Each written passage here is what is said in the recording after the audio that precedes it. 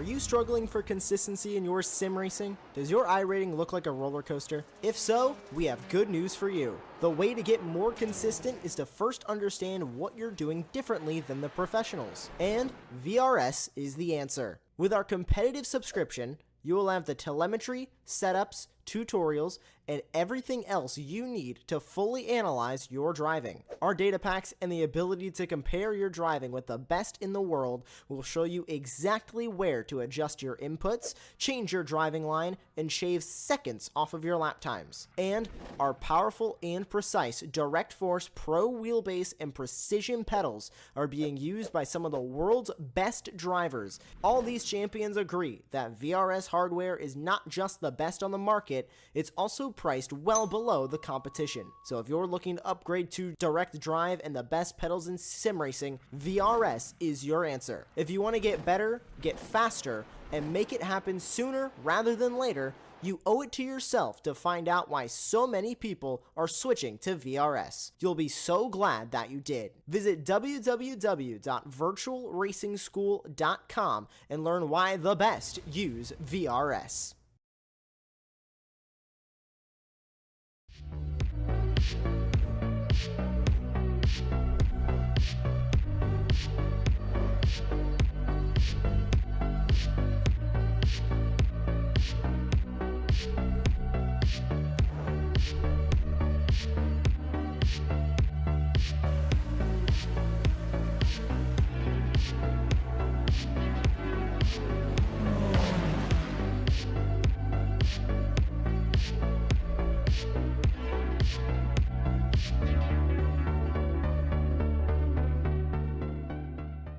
Ricmotech, high-performance sim racing equipment.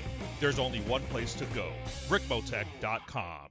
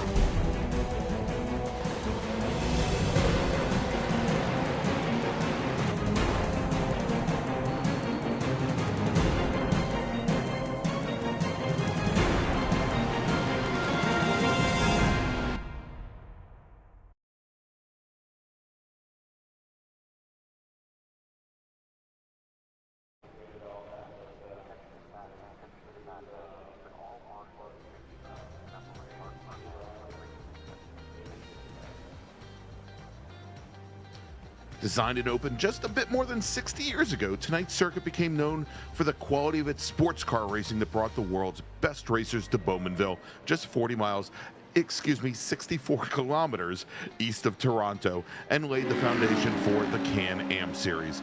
As just the second purpose-built road course in Canada, this 10-turn high-speed circuit that meanders through the countryside for 2.5 miles has been influenced by its first ever race winner, Sterling Moss, and has played host not only to Can-Am, but Formula One, IMSA, and NASCAR's Pinty Series. But tonight, it's GTP and GT3 in a 75-minute run to the checker. Hi everyone, and welcome to Canadian Tire Motorsports Park, Mosport, as we kick off season number 9 of the Extreme Motorsports Ricmotech World Challenge, presented by the SECA Foundation, Buttkicker, and Performa Elite here on Apex Racing TV. I'm Greg Ginsburg, and joining me in the announce booth, as always, is Larry Lefty McLeod, along with Jonathan Grabowski in the virtual production trailer, bringing you all the best views of tonight's action. And so good evening, Larry, and welcome to a brand new season of World Challenge. And as we head into our 9th season, there have been a lot of changes. We've got new cars, we've got new teams, we've got old drivers and new cars at new teams, and then there's, you know, you and me, and we're just old. we are the mainstays here, but that's right. okay. I love new things. I love new cars. I love new teams. Great old track though. Canadian Tire Motorsport Park is a fantastic place to do racing of this caliber with these kind of cars and these kind of drivers. What a great place to kick off season number 9 of the Ricmotech World Challenge. And I think that's significant. I do remember the first season thinking, well, this is kind of cool. And here we are 9 seasons in. This is pretty spectacular. I think the competition is going to be great tonight.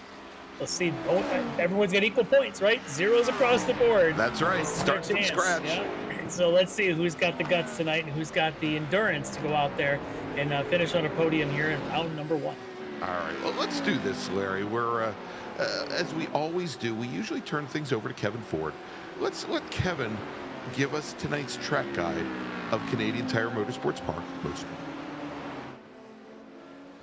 Welcome, everyone, to beautiful Canadian Tire Motorsports Park. Great to have you with us as we provide you your track guide today around this beautiful 2.46-mile course. This one is one of my favorites. It is full of undulation. It is full of radical corners, and it is full of a lot of speed. Here we go. Let's take off and head down the front straightaway. You'll notice our main pit area to the right, our fans to the left, sitting up on the hillside there, as they do around most of this course. Coming down into turn 1 here, this is a very fast right-hand sweeper.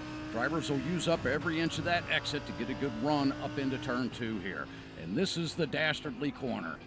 Track just falls out from underneath you. Car wants to drift out into the grass there. You got to be real careful coming to throttle. Coming down into turn 3 here, pretty simple turn, a little bit of a crest there at apex. Tend to get that back end loose there as well.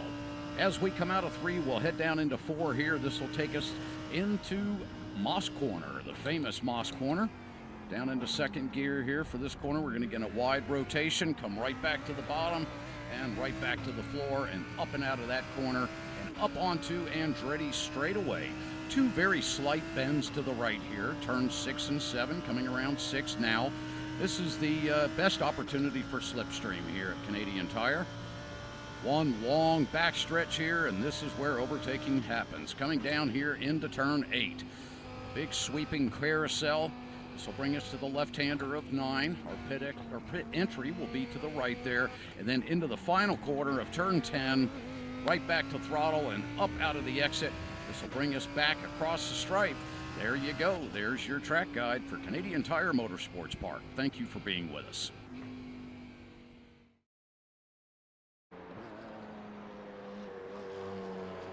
All right, thanks so much to Kevin Ford for tonight's track guide of Canadian Tire Motorsports Park of Mosport. And we've got our drivers that are just now heading out on the track to start qualifying. And as we do each season here in the Ricmotech World Challenge, we send the drivers out for 15 minutes and we give them 4 laps in order to set their fastest and set the grid for this evening's race. And we give them what is called lone qualifying. So each driver, when they're out on track, says if they are the only one, they don't see any other drivers out on course with them. And we're watching right now Leo Dragota. Well, we were watching Leo Dragota. Can we go back to Leo for a second there?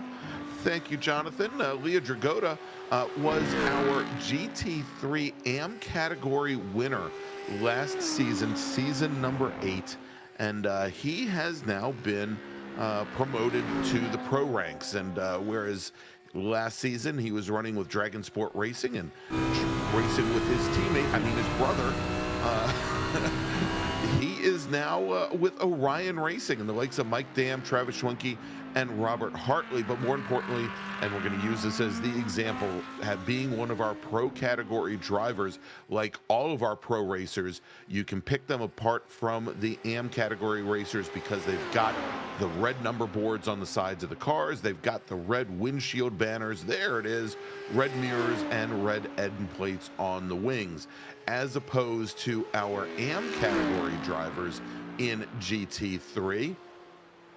And we'll switch over to Russ Ruddick, and this is perfect because of the green color of his car as well. But all of our AM category drivers, they've got the green windshield banners and number plates on the wings, green mirrors, and green number plates on the doors and end plates on the wings.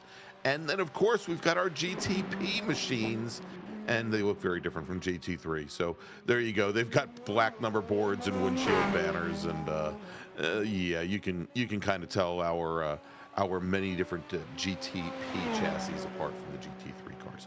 But yeah, so Larry, Leo moving over to GT3 Pro and for season number 9 and racing with the likes of season 8 and season 7 and season 6 Pro category champion, his new teammate Mike Dam.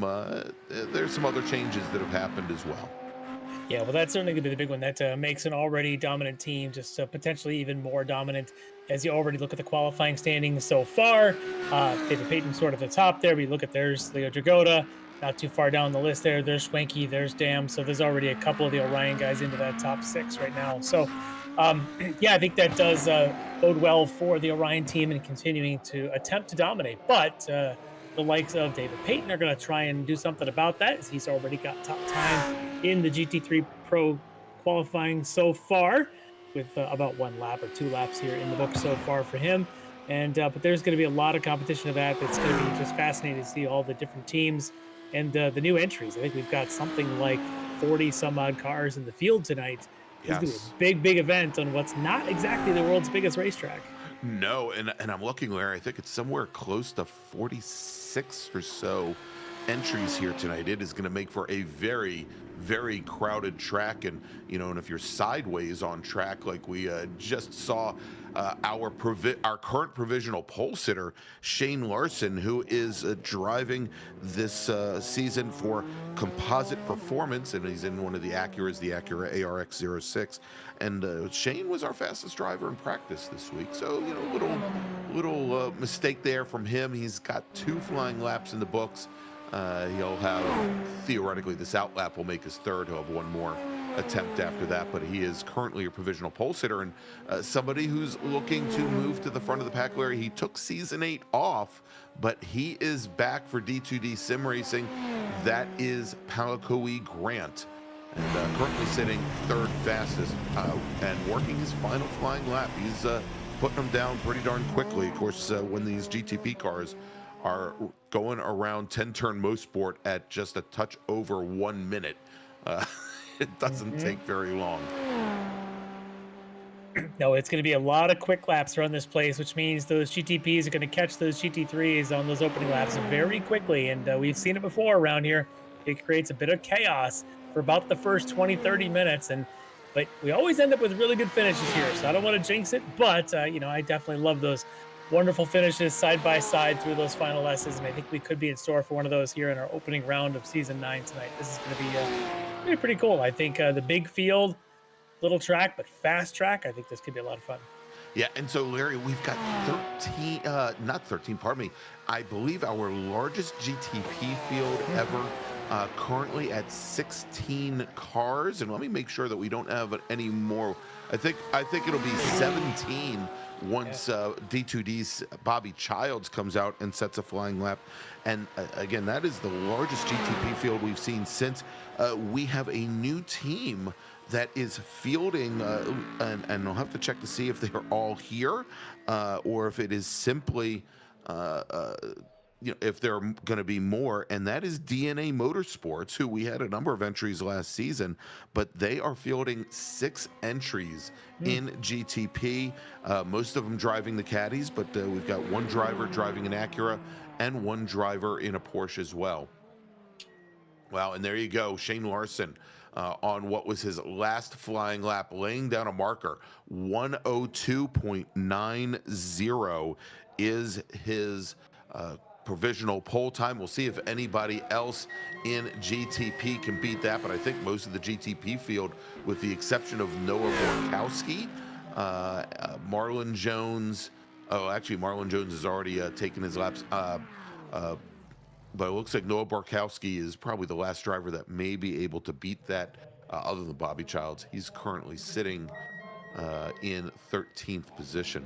Wow, as we go on board now with Ken Copland, and Ken is currently our 4th fastest driver in GT3 Pro with a qualifying time of 1:15.44. It's about right now about 13 thousandths of a second, probably 13 hundredths of a second off of Mike Dam, and Dam currently running third in pro.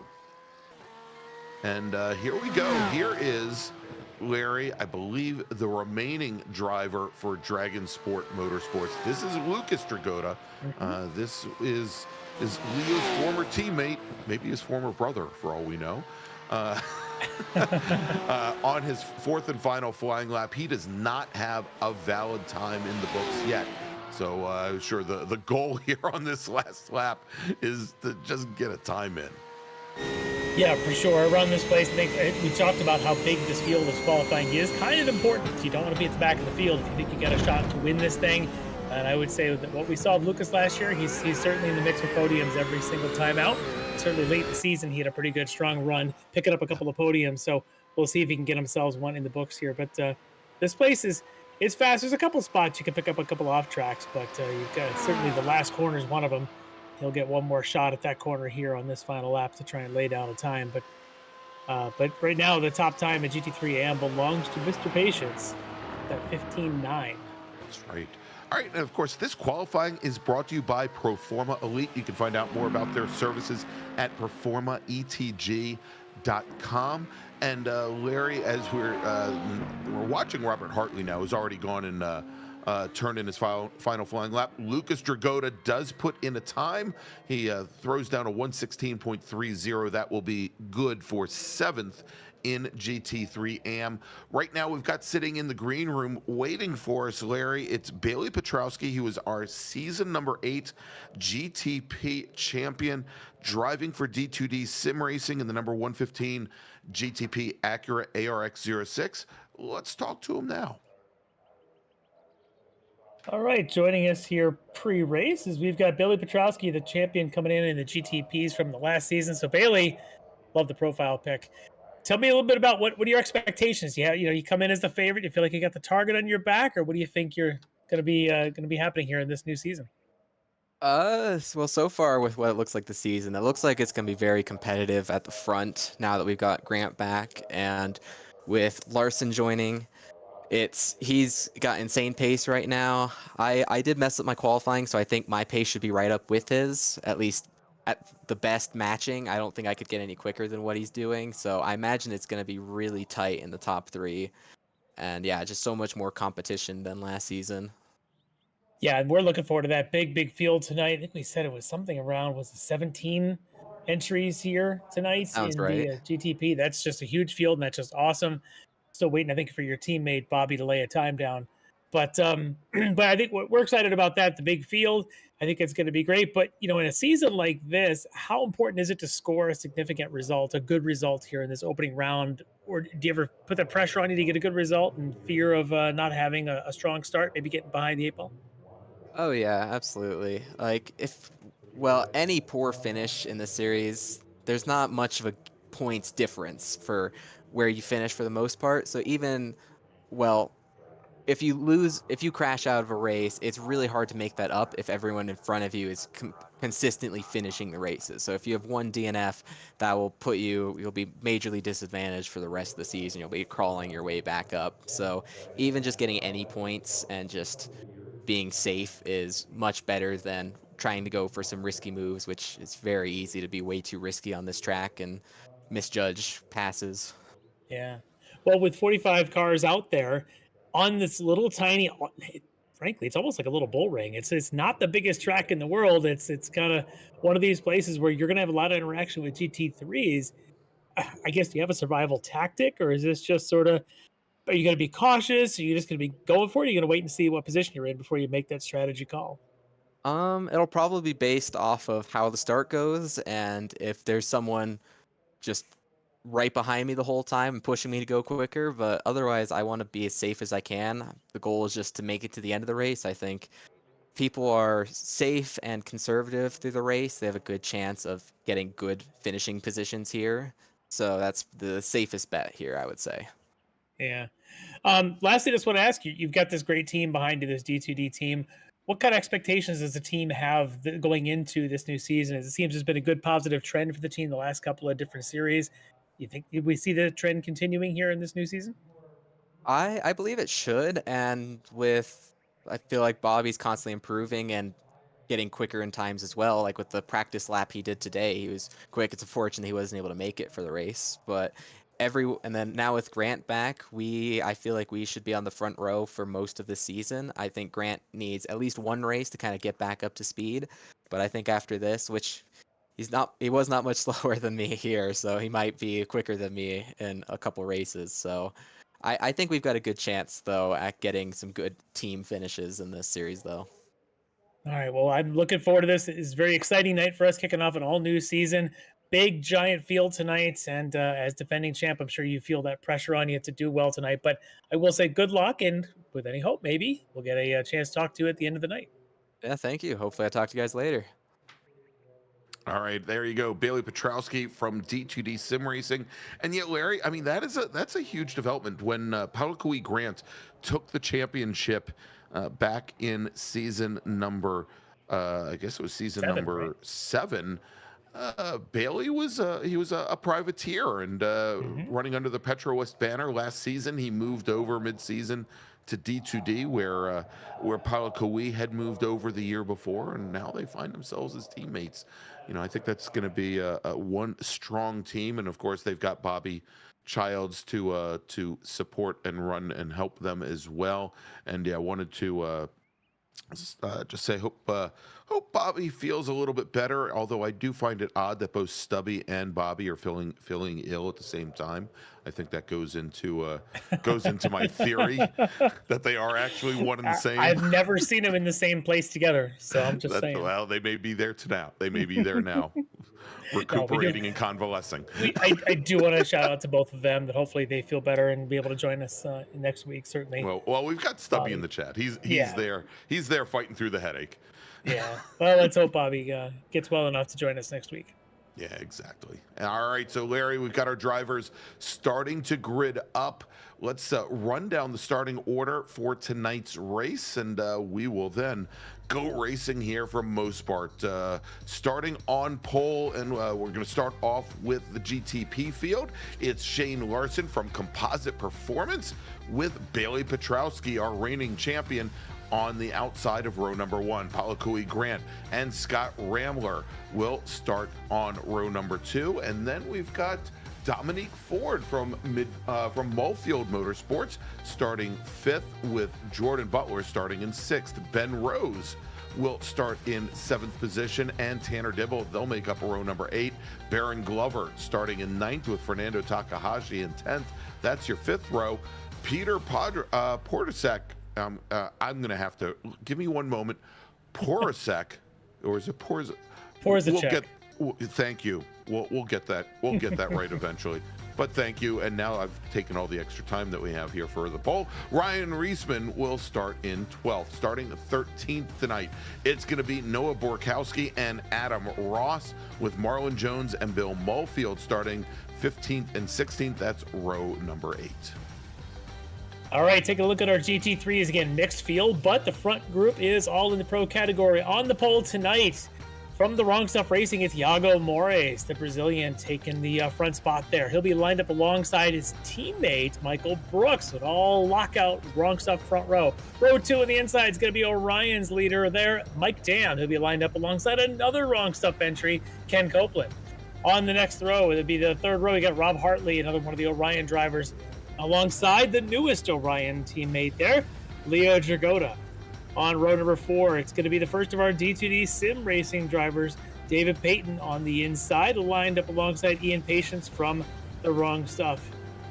Or it should be Travis Schwenke alongside Payton, as I've David Payton, all of this, yes. All right, so behind we get Payton and Schwenke, and then following that, Ian Patience, the Wrong Stuff, alongside his teammate Jeff Brooks. And that is the front row for the AM category. Following them, you got Delta Simtech's Aaron Beaver alongside Jeff Jacobs from SCCA Foundation.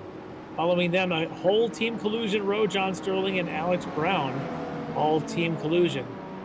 Following behind them, you got Mark Schindel from Schindel Racing alongside Lucas Dragotta in the remaining Dragon Sport Racing entry. Behind them, David Steiner from Dominate Racing alongside Russ Ruddick from Flying Tortoise Motorsports.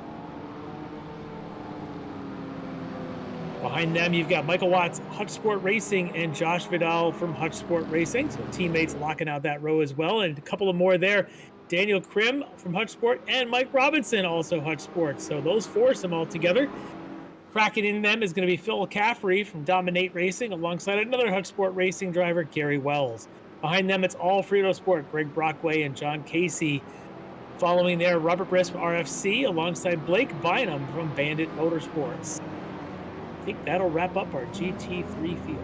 And there you go. And Larry, we noted all those drivers from Hutch Sport, and we've got a lot of new drivers here this season. Hutch Sport, a longtime team driving in the oval, different Extreme Motorsports Ricmotech Oval Series, joining us now here in the World Challenge. Great to have them along, and some privateers with us here as well this weekend.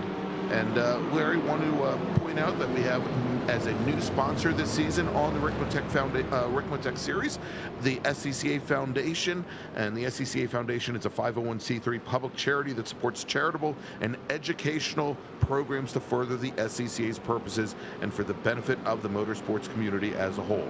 To find out more, visit sccafoundation.org for more details.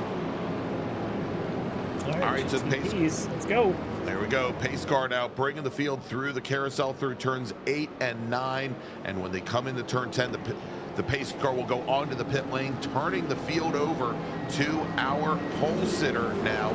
And Shane Larson has the field. Bailey Petrowski to his outside. Green flag is in the air, and we are racing from Mosport here. And Larry, 10 turns in such a short, tight course.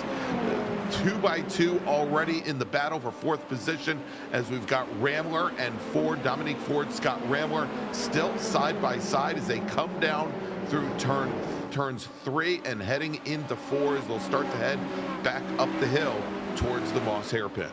Yeah, good move by Ford there to pick up a spot. He's in that BMW, but it's all Acura as the front three, Larson, Petrowski, and Grant. And here they come through that double apex right-hander, the Moss hairpin onto the long back straight, the Andretti straight, as we go over now to the start for our GT3 drivers. And green flag now in the air, and Iago Mores jumping out to an early run in the Porsche, but we can see there Michael Brooks sweeping along the outside in the Lamborghini.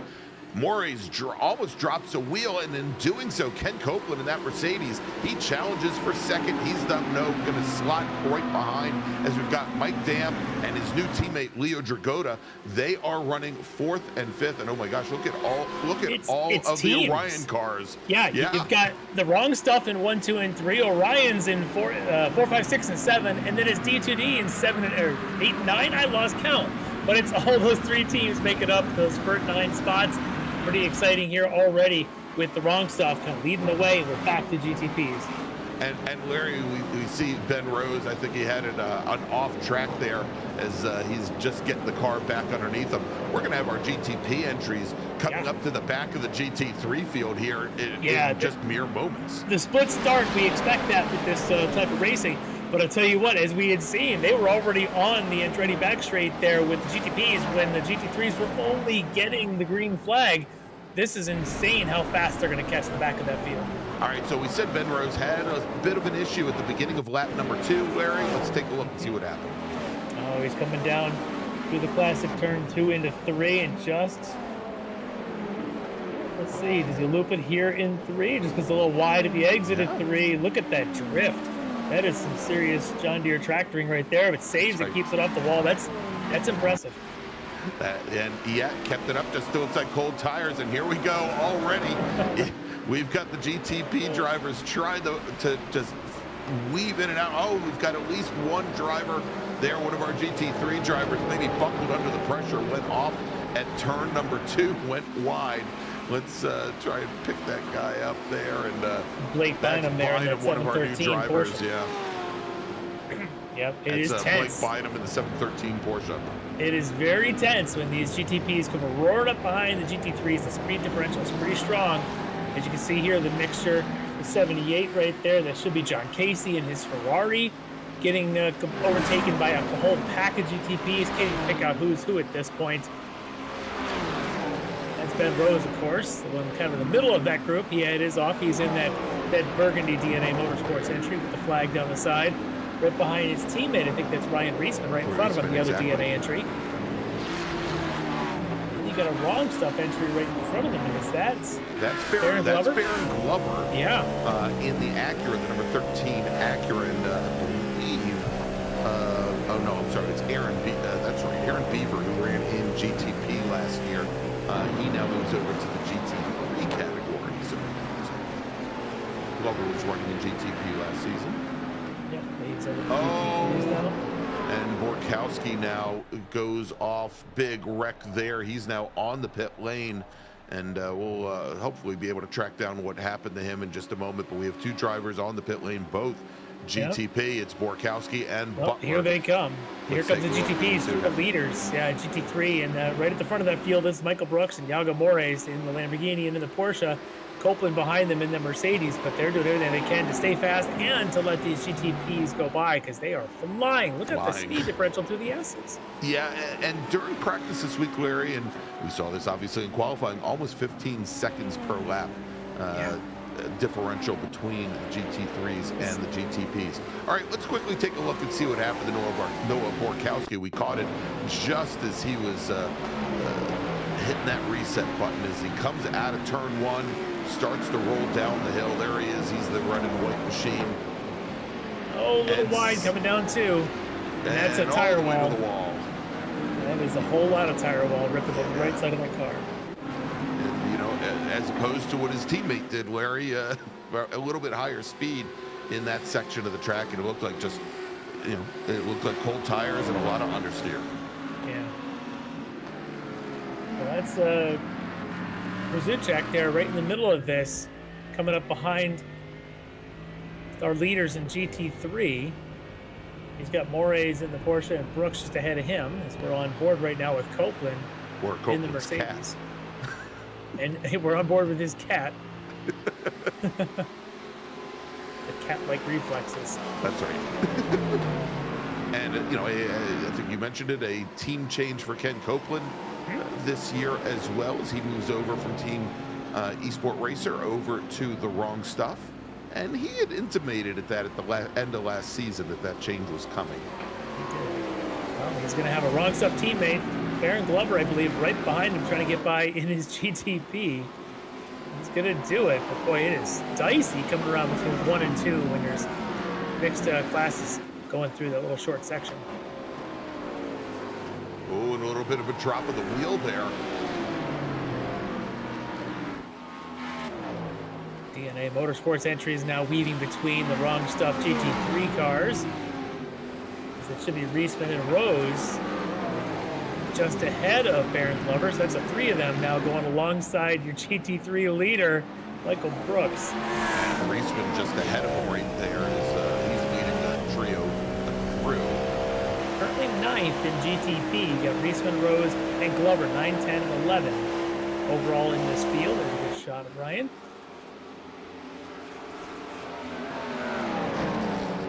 Ben Rose gonna set Rose now taking the point for the team just ahead of Reisman. Let's wonder if that was coordinated there. You know, I don't know. When we saw them roll down the hill and come through too, it appeared as though Rose had come very quickly up onto the rear of Reisman. I don't know if that was. I don't think that was planned for him. I suspect it might be, because remember, Rose had an early off. He qualified much higher. In fact, I think he qualified up in somewhere around 6, 7, or 8. So I think maybe teammates there thinking, hey, he's got better pace. Let's have him be the rabbit out in the front and to maybe pull Reisman along. So very possibly was, but only ones that are going to know are those two guys. We got a good shot here on board with David Steiner from Dominate Racing. He's driving a BMW here tonight, chasing down, I think that's Alex Brown. Brown, yeah. And the Team Collusion Ferrari right in front of him, with the Canadian flag right there on the back of that car. One of the locals here, of course. Oh, and having some trouble with the Moss hairpin. Runs a little wide. Not going to get a good jump back out onto the Jordan straight. I imagine that's a pretty good save, though, to keep that thing off that wall. All the times that I go off of Moss, I usually hit the wall on the outside there. So good job there for Brown to hold that in. He's going to try and hold the position, but I think Steiner's got a pretty good run in that BMW. Now he's got outside position through the S's. That'll give him inside, and he's going to take that spot. All right, so move Steiner now up to 6th in GT3 AM, and that's good for, I think, 16th overall in GT3. All right, let's move up, Larry, here to the front of the field. Oh, and we've got a driver. That was Michael Brooks going around in the number 83 Lamp here. Wow. Yeah, Lambo. Yeah, he's been your leader. That is rough. He's already on the toe. He's in the pits. We're going to cue up a replay on that one in just a second. But that now hands the lead over to Iago Moraes, his teammate, hopefully behind him. And I'm seeing a couple of the Orion cars going off in the background as well. It might be Mike Dam that went off, the other Canadian in the field here, as he's going to just park it in the inside of the Moss hairpin. That's our Season 8 champion and our Season 7 and our Season 6 champion as well, and he's just sitting there in the grass, Larry, I think looking for a good spectator's view as we go back to Iago Moraes. And you got to hand it to Director John, as he said, let's go to Iago Moraes, and then we had our leader spin right in front of him. All right, well, Moraes now leads Copeland. The lead is down to just about that car length. I think we've got a replay queued up of what happened to Brooks. And so here's Brooks. He had made the pass on the left car. He comes down the inside, and he just catches dirt on the outside of 2, and that's just dangerous. And he seems like he's going to make it until, I bet that was Mike Dam. And that's the reason why Mike Dam was having trouble later, is I bet he went ahead to contact, and the car then became undrivable. Takes out 2 of our favorites. Let's check the replay from Dam's perspective here. He's going to be that, I think he's the 3rd or 4th one in the train. He's the last one in the train here. Last one. And he also, he's running wide separately, so actually there's multiple cars involved. And this is after actually, the incident. This is down in 4, and I bet the right side of his cars got damage on, and that led him to go off. Yeah. So Dam is now out. Michael Brooks is now out of this thing. This is already turning into a chaos. We're only 10 minutes in. And Ken Copeland now all over the back of his teammate, and this is an interesting development here, Larry, because let me tell you a little bit about that Mercedes. So I've been doing a little bit of GT3 in my private leagues. That we always say that thing has got legs, because that Mercedes will pull everybody else in a straight line. You can make up some good handling if you're in the Porsche or some of the other cars, but you can't out freight train what these Mercedes can do in a straight line. So that's what was happening here. Is you watch it now that everybody's settled into their pace, the Mercedes will pull. The Audi's going to struggle to keep up with them in a straight line. And of course, this is the brand new version of the Audi in the iRacing platform, the Audi R8 OMS GT3 Evo 2. And we thought that after last season that the Orion team, after their grand experiment with the R8, might move back to either the Porsche or possibly to the BMW. And they've stayed with the new version of the Audi, for better or for worse. And this is the first time I've ever seen it in one of, certainly in our series here. And Leo Dragotta leading the Orion faction now, currently sitting 3rd in GT3.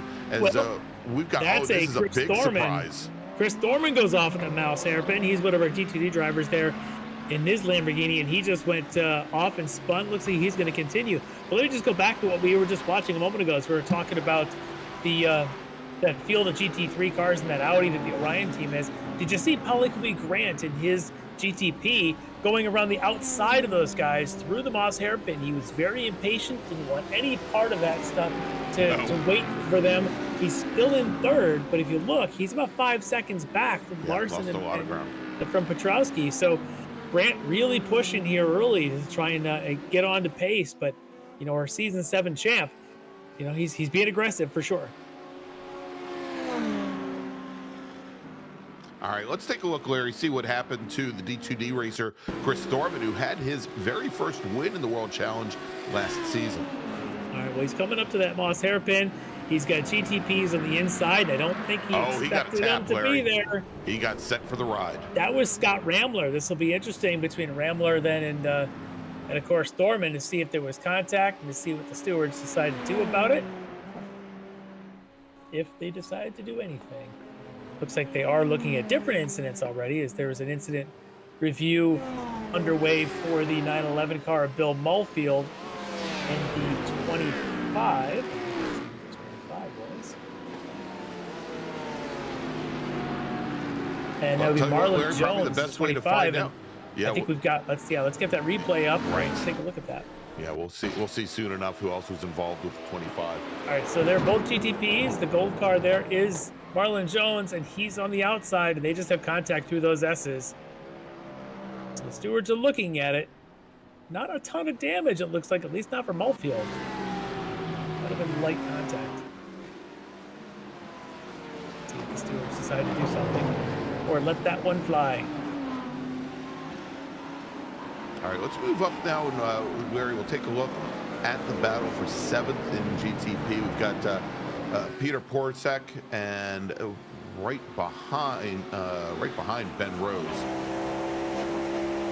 Yeah, Rose definitely closing in quickly. Remember about that supposed That's right. Yeah, the switch. Team coordination? Yeah, Ricmotech is now almost 4 seconds back from Ben Rose, so that leads me to believe that this was a coordinated effort. Rose now trying to chase down Porzacek there for that 7th spot in both instead of our Cadillacs. And then they'll have their eyes set on a, I think it's Fernando Takahashi in front of them.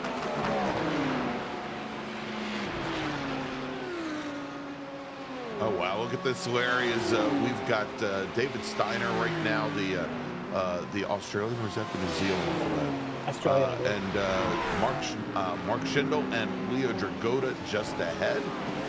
This is the battle for the last spot on the podium Should be in Lucas GT3 AM. Yeah, should be Lucas, not Leo. Oh, pardon me. Yeah, Lucas. I'm sorry. Yep. Also want to go back and just recap real quick is the stewards did make a decision on that Mulfield incident, and he was deemed to be at fault for that, and they're going to give him a drive-through penalty to Bill Mulfield for the contact there. And he is on the pit lane now, Larry, we assume serving that penalty. Yeah, that was the contact with Marlon Jones back there in the S's. All right, as we go on board with Schindel. And again, Schindel has Lucas Dragotta ahead in the Porsche. He's got David Steiner in the BMW behind. And quite a bit of GTP traffic directly behind them as they stack up going into the Moss hairpin. Yeah, and that's looks like, is that Ben Rose right there leading that train? It's Rose in that train, and then directly behind Ryan Ricmotech in the Cadillac.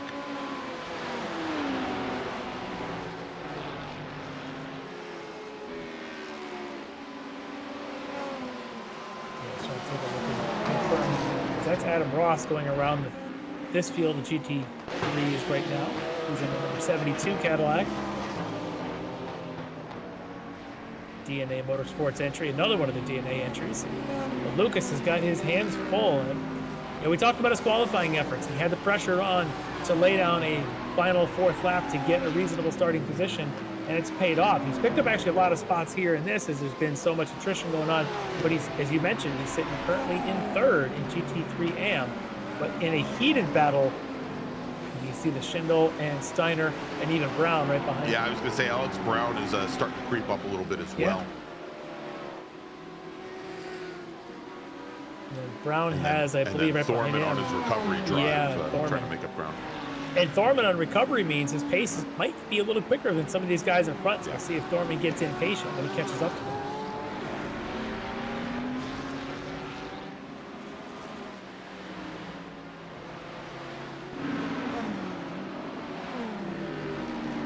It was too wide as the Orions seem to be working things out. Is that coming in? Yeah, I was going to say it's not the Orion, is it? It looked like one of the Orion cars. But yeah, but that car didn't come down the pit lane, Larry, and I think it just had an off track and was trying to get his wheels back. I don't think that last car is an Orion. I think it's a blue Audi. Right there is Josh Vidal, possibly the 26 car. It could be, yeah. Or Mike Robinson. All right, so the quick recap is your leader in GT3 Pro now is Ken Copeland. There he is in that Mercedes, just ahead of Leo Dragota in the Orion Audi, and then a couple seconds back, and now you get after that incident that went on there with Michael Brooks, kind of put some separation in between these. You've got the Schwenke, Moraes, Hartley battle, 3rd, 4th, and 5th in GT3 Pro. And the leader in AM is Aaron Beaver right now in the Mercedes. Got a couple second lead on Ian Patience. There he is. We haven't talked about him much yet. We haven't, and again, he ran all last season, Larry, in GTP, and he moves into the GT3 cars this season, and a great way to start it off with a pretty strong lead right now in AM, as he has, well, he's got Jeff Jacobs next in line behind him, but about 2 seconds on Ian Patience right now in his Audi. Yeah, and that's the critical one for class position, of course, be the Ian Patience. But as we know, the way the scoring actually is all the GT3s are together, but you want to beat the ones that are in your class, but if you can beat a couple of pro cars at the same time, you can pick up a few extra points if you're Aaron Beaver. So good solid start. I tell you what, it's a good solid start for Mercedes in both the pro and AM categories. Now Copeland and Beaver in respective Mercs are leading those two classes.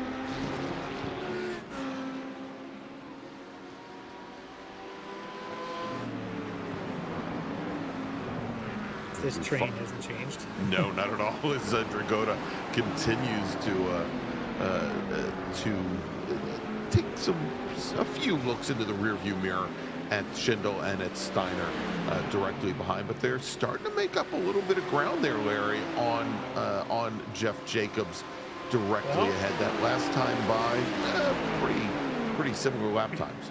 Yeah, they are, but at the same time here, I'm looking at Chris Thorman, who's gotten around Alex Brown, so he's now got his sights set on Steiner, Schindel, and Dragota in front of him. There you can see him after the spin that he had at the Moss Hairpin earlier. So he's on his recovery drive, and now maybe he'll try and use some GTP cars to help pick his way through the traffic. Hard to use them for things. Yeah, I was going to say, that was a very short-lived draft that he would have had there. They are so fast.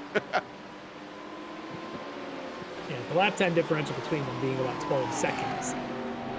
A lot of that is in the corners because those things have got just enough downforce to make them ridiculously fast when they're making the turns. Look at Thorman here now, already in the back of that trio. Steiner being the first potential victim.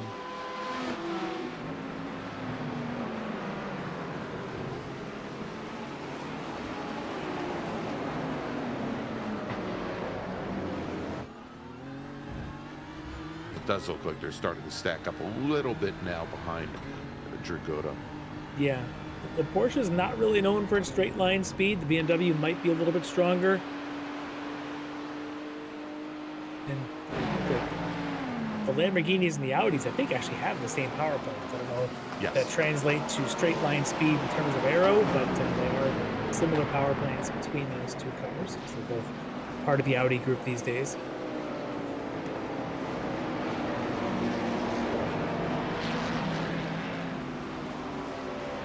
Complicate things coming down in the turn 1 and 2. Yes, it has. It's already put a little bit of space between a couple of these drivers. It's knocked Steiner off of the back of Schindel by quite a bit, and it's also allowed Chris Thorman to close up a little bit more onto the back of the 63 BMW. Yeah, I think as those GTPs pick one by one through the GT3s, it creates a little gap, and then it gets to the next car in front and pushes it back, gets to the next one, pushes it back, and you end up with the sort of stair-step passing technique that some of these drivers are doing. As Ryan Ricmotech now looks to try and do the same technique, coming around the Moss Hairpin, now ahead of Thorman, trying to catch up to Steiner in front of him, and then the similar BMW of Schindel, and there it goes, the lightning fast GTP right by all of them.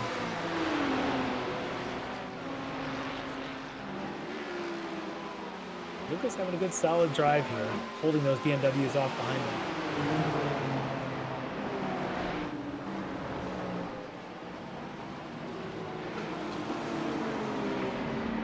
All right, Larry, let's check in with our overall leader, Shane Larson. Yeah. Running for composite performance in that Acura. Well, it took us a little while to find him because he doesn't sit still for very long. He tends to just sort of disappear. And even when he's in a straight line, as you can see there, he's weaving and bobbing and weaving. And, oh, he's fly like a butterfly and sting like a bee at this point. He's just all over the place. Comes up on the back of Jeff Jacobs. Yeah, he's moving. We got a 13-second lead on defending champ Petrowski, and then another, well, we'll call 11 seconds on the previous season's champ in this class, Molly Cooley Grant. That tells you the pace that Shane Larson comes in with. And you see not much patience for Ian Patience as he gets around the number 21 machine on the Andretti straight. He has got that Acura dialed in tonight. And next up in line is our GT3 AM leader, and that is Aaron Beaver. And Beaver grabs a whole handful of curbing there, Larry, to stay out of Larson's way. Larson, look at him. He's kicking up grass on corner entry. I mean, he's not holding anything back right now. Larson is just in that rhythm. He's out there running. His best laps at 103.9. His last was a 107, and that was fighting through traffic.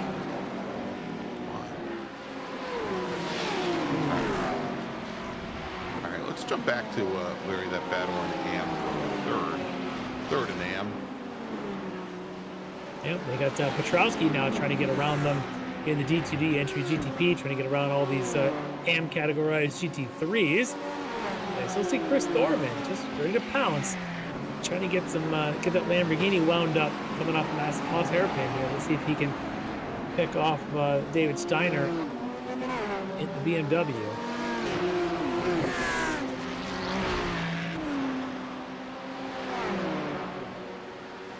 And it looks as though the 60 machine, Larry's had a little trouble hanging on to the Porsche and the BMWs in the straight here, and a little surprising. Yeah, I do wonder if I think the BMWs are known to be pretty decent in a straight line, not quite the AMG, but pretty close. And the Porsche just plants and comes off corners where it sort of looks like it's got good top trap speed, but in reality, it's not the greatest. It's the jump, Yeah, it gets such a great jump. But yeah, these BMWs are pretty strong in a straight line, and I think you're seeing that. And Chris may be running a little bit more wing as well. So it's possible, as he's going to try and make some passing in here and also try and stay out of the way of the GTPs coming up behind him. All right, Larry, let's take a look. There is, well, we've got two of the TWS cars nose to stern, but that is Yago Mores, and he has Robert Hartley beaten on the back door right there. As they are currently running fourth and fifth. Yeah, let's look at that straight line speed. Yeah, between the Orion Audi and the Porsche of Mores. The Audi's in the draft and still can't quite make any kind of a move to get around or even alongside. I mean, it certainly appears to be better than what we saw last season with the previous version of the Audi, but yeah, still a bit of a challenge. Hey, Larry, tell you what, we've got somebody, I guess he maybe got a little tired of sitting on the hill there over by turn 4 watching the race. We've got Mike Dam, who is our season 8, 7, and 6 GT3 Pro champion. He's sitting in the green room now. Maybe we'll bring him in and let's talk to him for a minute. Yeah, I'll talk to him for a minute. Here we go. All right, we brought Mike Dam into the booth here. So, Mike, we've got a heck of a race kind of happening all over the place, but right now you're not a part of it, unfortunately. So there's some things that went on. Tell us a little bit about how your night ended. Yeah, that's just unfortunate. It's racing. Mr. Brooks probably feels bad about it, but I wouldn't think too much on it. It's just, stuff happens. Yeah, it's a tough way to start out the season. Do you ever feel that? In fact, we had talked to Bailey Petrowski earlier. I asked him this: do you feel pressure in round 1 to get the season off to a really strong start, or do you think you can recover? Is it just one of those things you just don't like having a DNF here in opening round? Yeah, it kind of sets the stage for the season. I don't mind it. It's just gonna put more onus on the rest of the season. It's just kind of going to be a comeback effort, and honestly, I enjoy those kind of things. So it'll be fun to try to get back up the ranks. Yeah. We noticed you guys stuck with the Audi, or I guess I should say moved to the new Audi for this season. Did you guys do much more comparison, or was that decision just to go with it once they announced the new car was coming out? Yeah, we wanted to try it. We liked the old Audi, and it just had a couple of quirks, and we wanted to give this one a go because we under the hopes that it would be a little better, and it feels pretty good to drive. So yeah, we're enjoying it. Yeah, we're noticing tonight that a trend that I had seen in some other leagues is the Mercedes are really strong in a straight line, but I'm not so sure that the Audi shares that sort of power in a straight line. Is this something you guys have noticed? Yeah, that's what it seems like. I was kind of telling the guys, don't get stuck behind a Mercedes, but that's kind of how the races panned out with Ken in front. But now he's got some good pace. We just gotta kind of wait him out. Maybe his front tires will wear, and we'll have a chance there. Yeah, he's having a pretty strong start to this race. Of course, once the whole chaos hit and yourself and Michael Brooks kind of got knocked out, things got separated a little bit. But your teammate, Leo Jagoda, seems to be maybe even reeling him in here a little bit.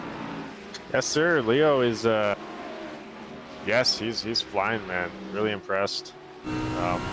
I mean, he's #1 Orion car right now, so Yeah. says something right there. He wasn't far off from me in quali, so no, really good pace from him. I'm cheering him on. I think he can reel in Ken, but I wouldn't expect any sort of mistake by Ken. He's been really stepping up lately.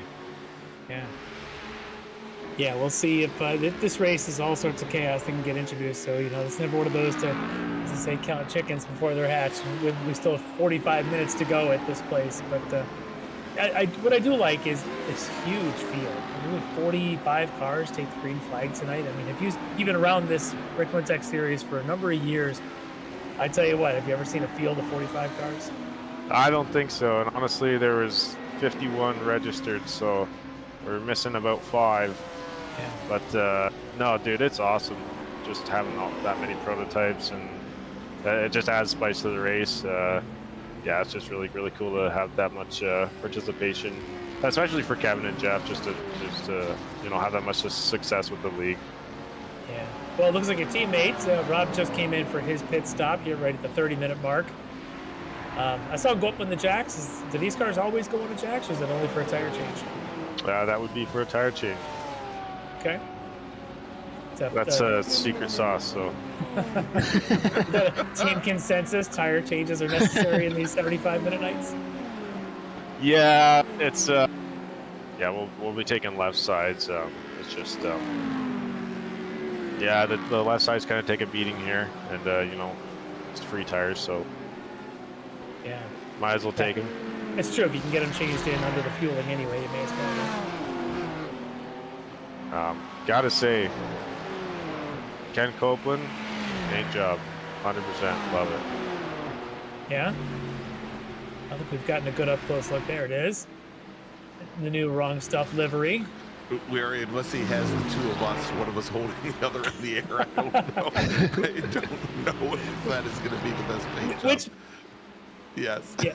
Bobby Child's Photoshop of Greg and I did make it to the Apex Racing TV highlights for December. So I'm just saying that the bar has been set. If Wrong Stuff for Orion, you want to get in those highlight reels. There's one way to do it: mock the announcers. Well, there you go. And Larry, there's another way to do it, and it also involves Bobby Child. If Mike Dam wants to do karaoke as part of this interview, that would also get Oh boy. Has this been done before? Yes, Oh. Bobby did it a number of seasons ago.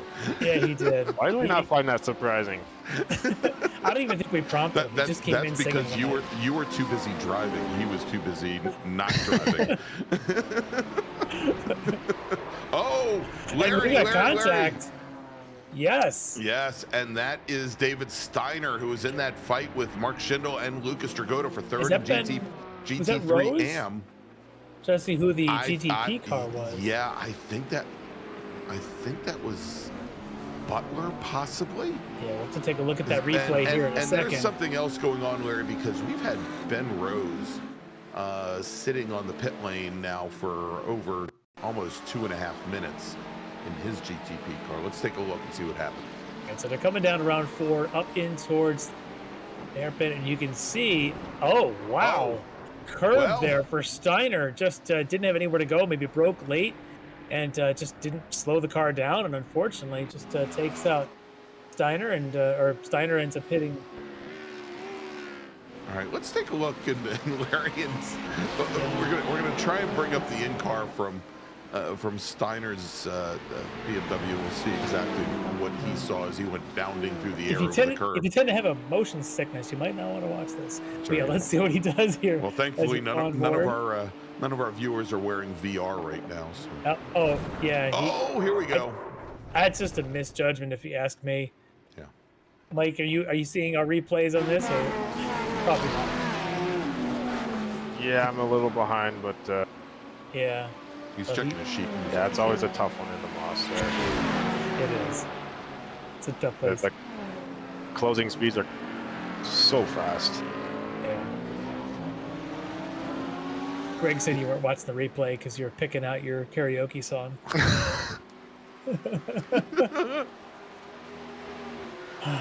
Maybe something special for the Canadians listening in. You got the track in Canada. You got a Mike, of course, you're Canadian. Maybe a little bit of Bryan Adams or something. Maybe a little. You get the pipes for a Geddy Lee. Throw a little Rush tune down. Oh man, I don't know.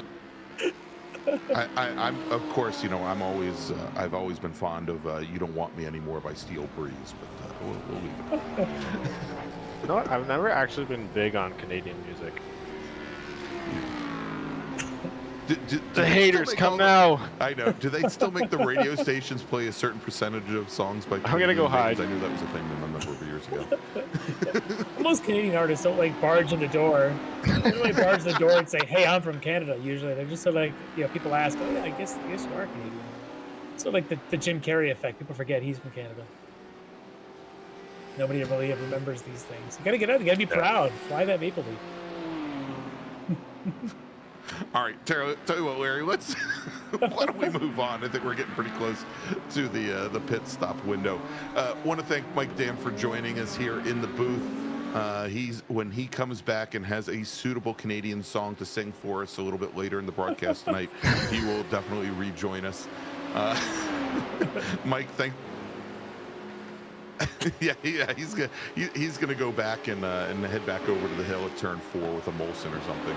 I prefer turn 2 actually. Turn 2 it is.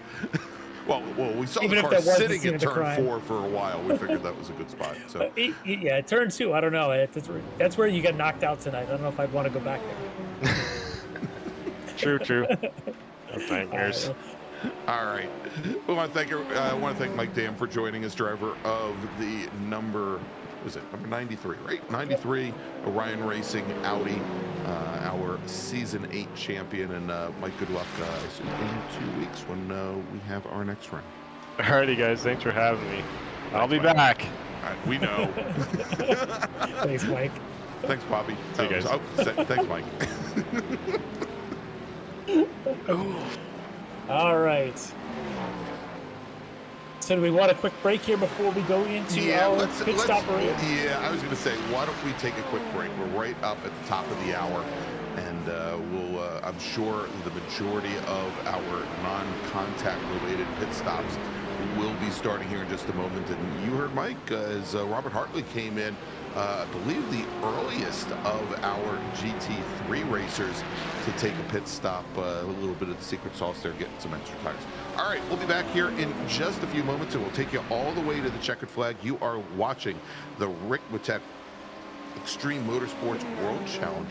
It's round number 1, live from Canadian Tire Motorsports Park, and we'll be right back. Ricmotech high-performance sim racing equipment.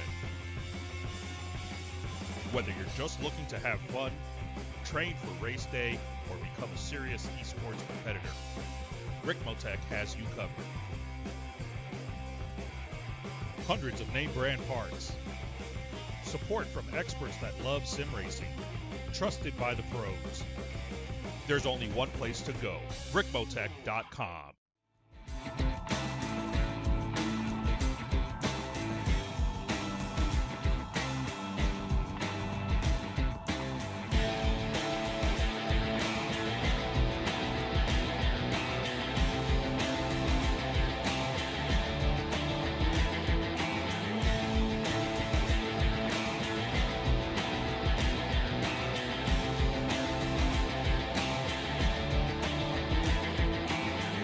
The SCCA Foundation is a 501c3 organization serving as the charitable arm of the Sports Car Club of America. One of the programs partially funded by the foundation is the SCCA Academy, an online learning management system used to keep real-life racing track officials up to date on the highest standards of race safety and officiating. Through this program, the SCCA Foundation is supporting the future of the best trained corner workers and event officials in motorsport. You can support these efforts at www.sccafoundation.org.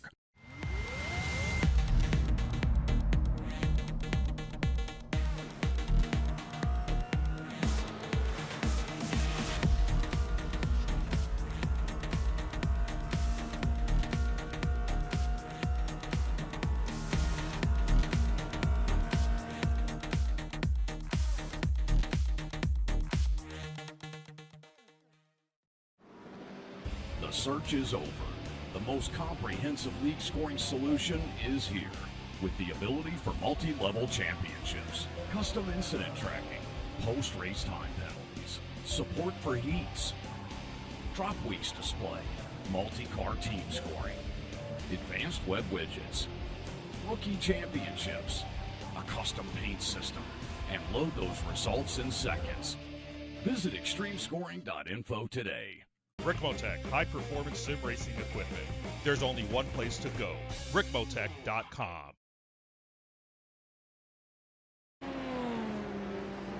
And welcome back to Canadian Tire Motorsports Park Mosport for round number 1 of the Extreme Motorsports Ricmotech World Challenge, presented by SCCA Foundation, presented by Buttkicker, presented by Proforma Elite. I'm Greg Ginsburg, along with Larry Lefty McLeod. And Larry, we're watching formerly our overall leader, Shane Larson, who came to make his probably one required pit stop here this evening. Yeah, but he's in and out pretty clean, about 40 seconds. He's back underway, but he's got some traffic now he's got to deal with. So you can see now Bailey Petrowski takes over the lead of the race in that D2D entry. We'll see how long before he decides to take his pit stop.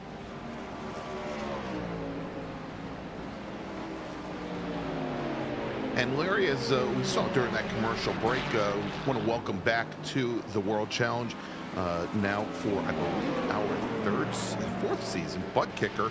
And of course, at the end of season ceremonies, one lucky driver will once again win a Buttkicker Plus package valued at $279.95. And if you want to turn up the immersion in your sim rig, visit thebuttkicker.com for more details.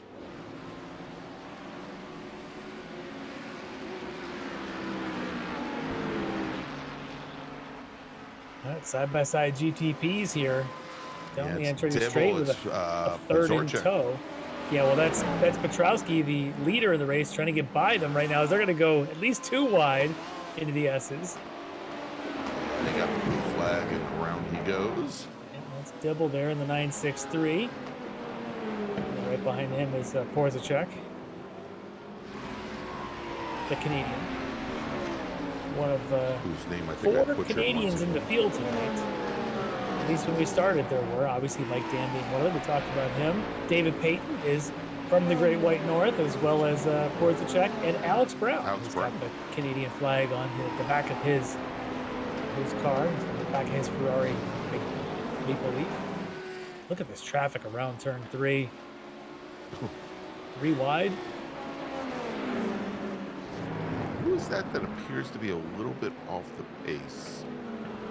Just seeing now coming up the hill. One of our GT cars. Is it Ross?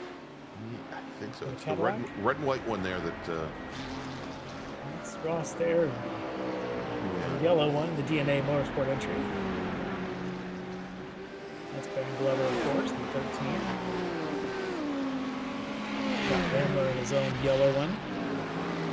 Shane Larson who led for quite a while as we just scroll through the It might field. have been Marlon Jones. Okay.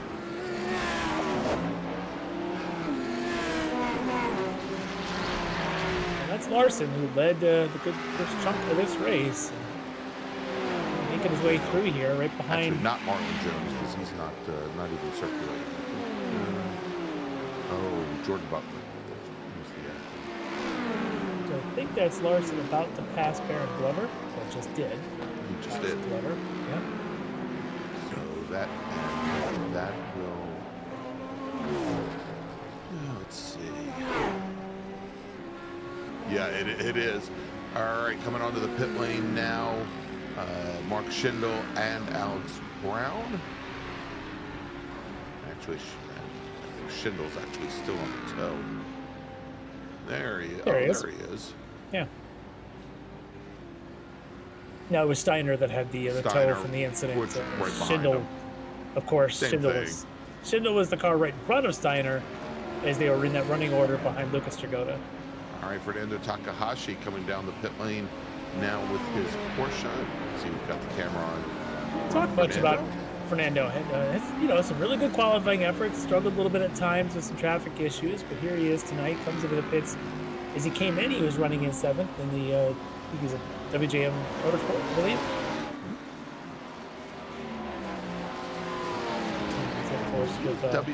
WJM now, Larry, has changed up the teams, and I think.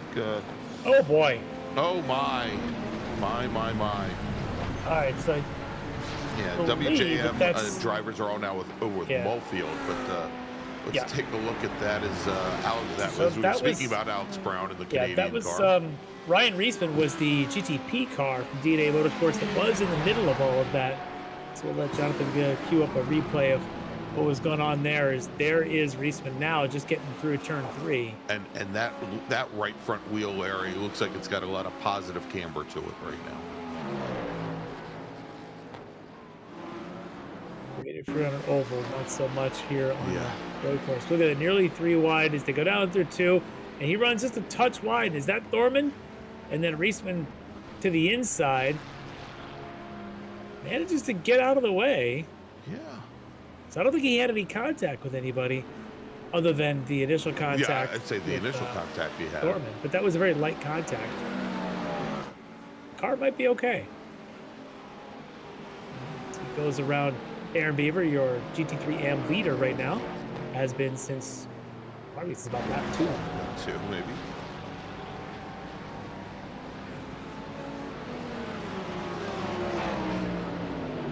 So with all that, Reisman, I believe, has dropped to 12th overall. All right, Ian Patience now on the pit lane in his Audi. And following him in, that is John Casey in the number 78 Ferrari. And now Larry Bailey Petrowski, and we're showing him is coming down the pit lane. He's coming in for his service. Well, his teammate, Paulie Grant, is currently running in 2nd. We'll see if he takes a lap as the leader at some point. And he may as he comes around the final turn. Yeah, turn that'll 10. get him at least 1 bonus point.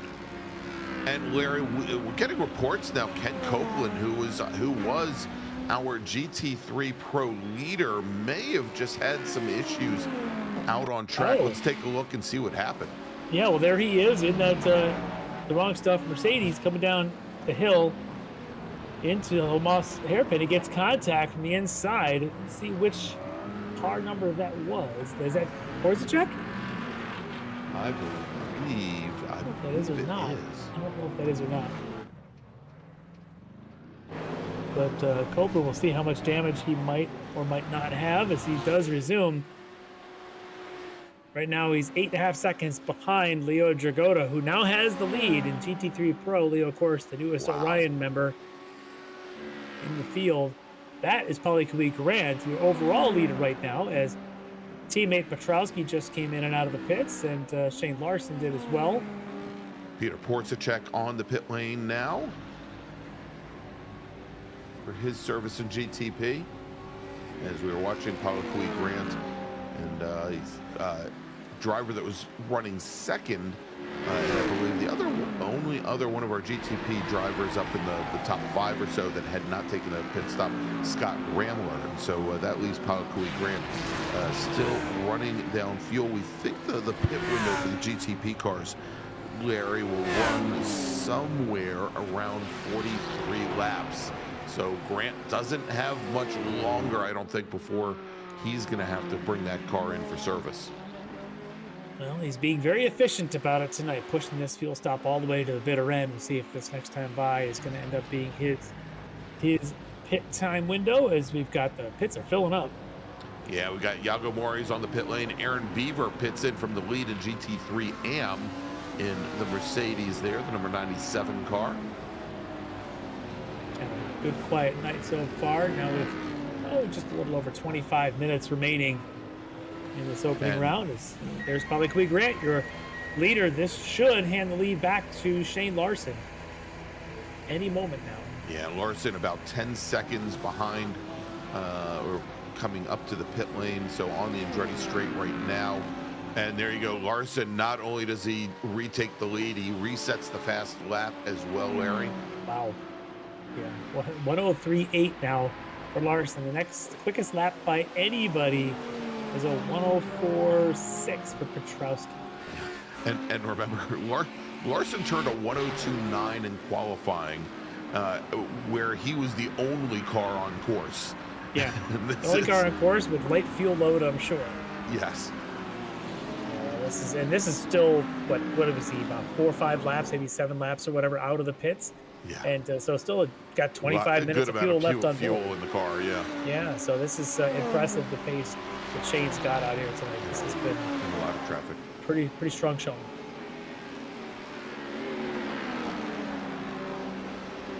So the advantage that Larson has now on Petrowski, our season 8 champion, about 21 seconds.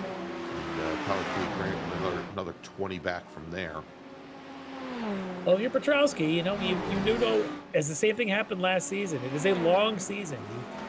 You don't win it in the first 3 races. Remember, he came out and won the first 3 rounds, and we thought it was over. Then Ben Rose came back and won, I think, the next 3 rounds, and suddenly the 2 of them were basically tied going into the last couple of rounds. So Bailey knows that, if he can just continue to rack up second place points and pick up the bonus points for leading a lap and all those things, it's not Shane's, even if Shane takes the checker flag tonight, it's not going to be one and done and the season's over.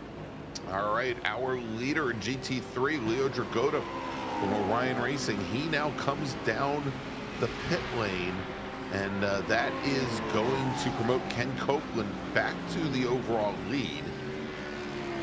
So even with that, Copeland hasn't stopped earlier. yet. Yeah. So Copeland's gonna have to take his pit stop.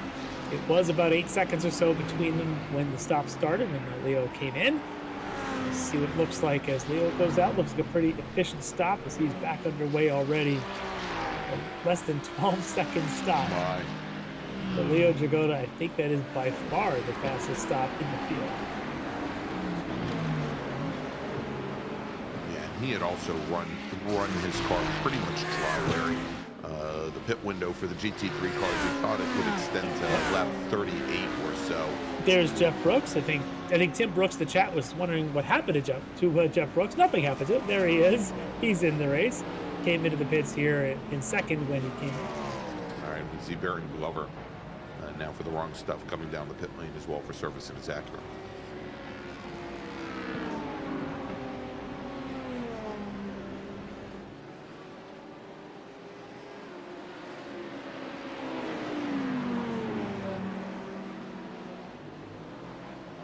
Jeff Jacobs having all right, Ken Copeland now on the pit lane, and he is currently running first in GT3. Leo Dragota currently about 30 seconds back, so let's see how this plays out. It might be close. Yeah, Dragota with that less than 12 second pit stop. That's going to be tough for Copeland. Let's see, although I think he's going to. He might surrender the lead, but there is Dragota. And Copeland is out of the pit box. Yep. But, yeah, it's gonna be back up to that 7-8 seconds, I think, once they get up to speed. But we'll let them sort things out as Leo Dragota back to the front of GT3 Pro.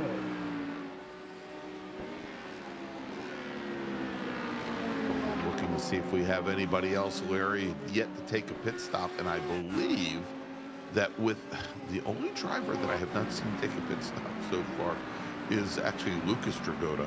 Yeah. Well, I will say this about Leo is he's got the lead, but it's not as big as I was thinking. Copeland's only less than 3.8 seconds back. When Copeland had his issue earlier and lost about that, whatever, 10, 12 seconds, he had built up a lead of about 3 or 4 seconds on Dragota. So with 22, 23 minutes left, this is not out of the reach here for Copeland to catch Leo Dragota. No, a gap of only 3 seconds is not insurmountable when we have, we'll still have over, and you've got traffic. GTP cars. There's still 10 GTPs out there, maybe even 11th GTP out there running around. So there's going to be some traffic to contend with, and there's a couple of them right there, as Leo's got to let a few of them go on the inside in turn 1. Ben Rose fighting through.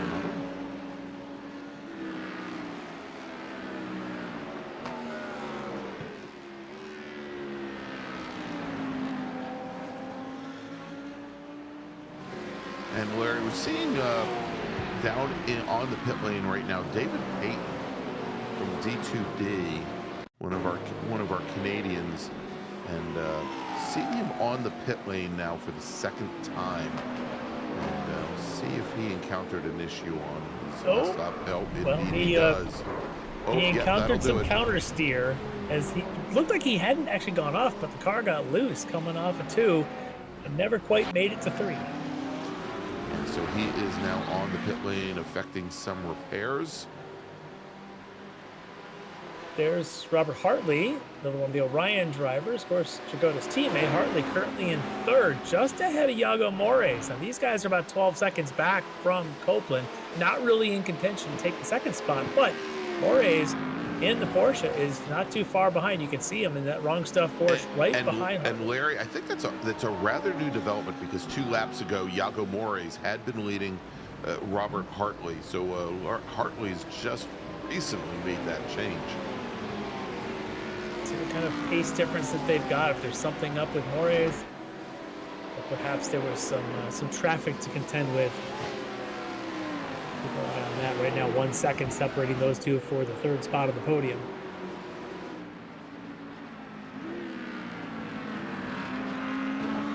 Shot of Travis Schwenke. Haven't heard much from him tonight after the initial separation of the pack. He kind of got shuffled down the order a little bit. Currently 7th in the pro category. And so another one he owns, that is Joshua Vidal, just ahead of him, one of our AM category drivers. Shows that the Audi just, it's like a drag race where neither one of them wants to lead. Neither one of them's got that straight line speed. Can't affect the change there. Now Vidal is one of our Hutch Sport drivers coming over from the Circle Track ranks. Yeah, very cool. The whole slew of the Hutch Sport joining for this series and this season. Pretty cool. That was Adam Ross and the GTP that just got around these 2 Audis as they were coming around across start finish.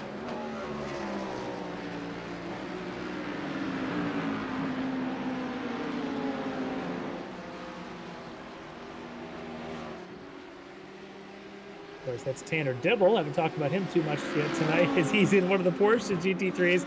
Can't find room. It's a wall Audi in front of him. He's going to try and find a spot here. And behind him, that's Mulfield, isn't that, in the 911? Yeah. Mulfield having spent some time on the pits tonight, about 10 minutes, but he's back in the field. Currently 13th in GTP. Yeah, currently running almost 15 laps down at this point.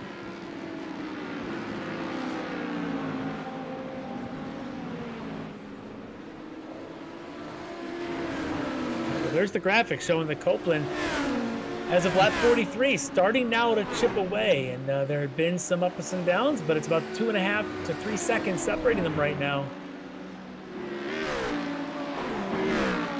you go. And Robert Hartley with a little bit of a flash of the lights, and That's, Vidal lets him Dragotta. by. Yeah. Well, that's Dragotta right there in the 118. Right in front of him, I think, is Schwenke in the 16. As Schwenke's got the green trim, Leo's got the red trim, and I believe Rob Hartley's is a yellow trim, if I'm not mistaken.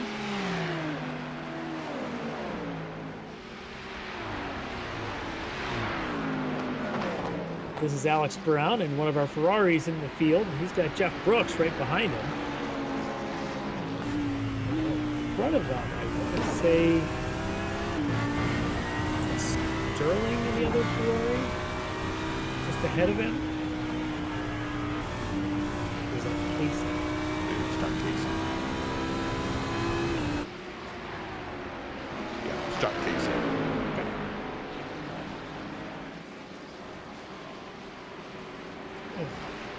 So much tension as they come off of that turn 2 and have to find room, and nearly contact there. Brooks managed to avoid it. How to predict when those GTPs are going to lift and dive over. Tanner Dibble in that 963. Tough to get around. That's Alex Brown in that Ferrari. Just ahead of Jeff. That's the battle for 4th in the M class.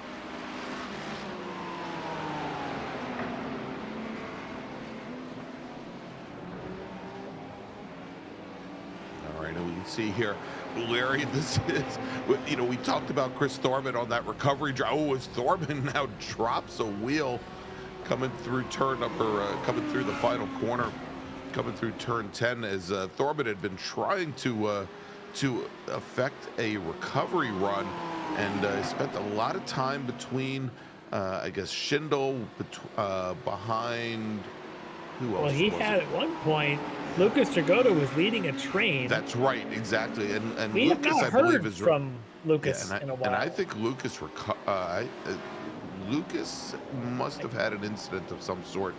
He's been sitting at 31 laps for quite some time. So it was Lucas, it was then Schindel, and then we had another one of our, Steiner that had that wreck.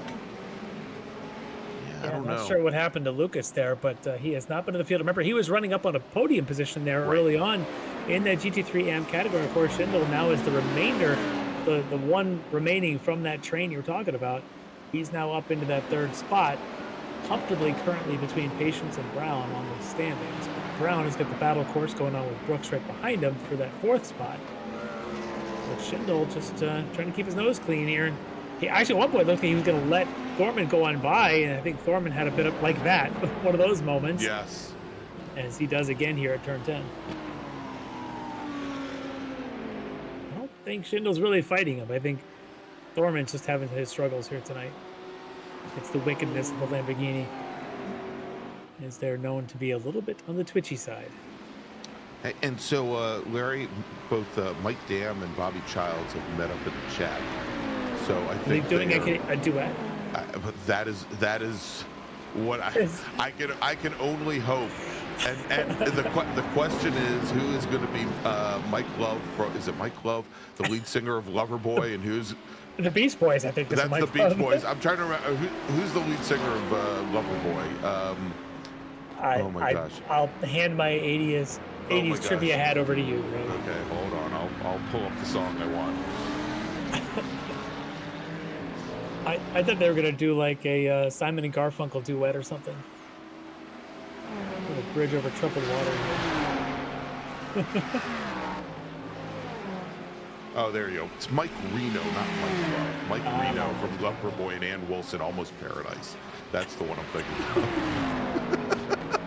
of. All right, we've got a good battle on the track here as Jeff Brooks is trying to make the move around Alex Brown. I think he's going to make it stick, and he does for the time being. Has he still got the speed coming off of 10? I think he does.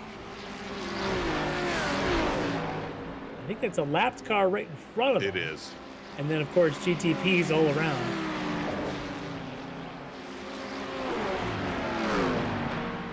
And where's Jeff Brooks? Right in the middle. Who's asking where Jeff is? Stuck in the middle with you.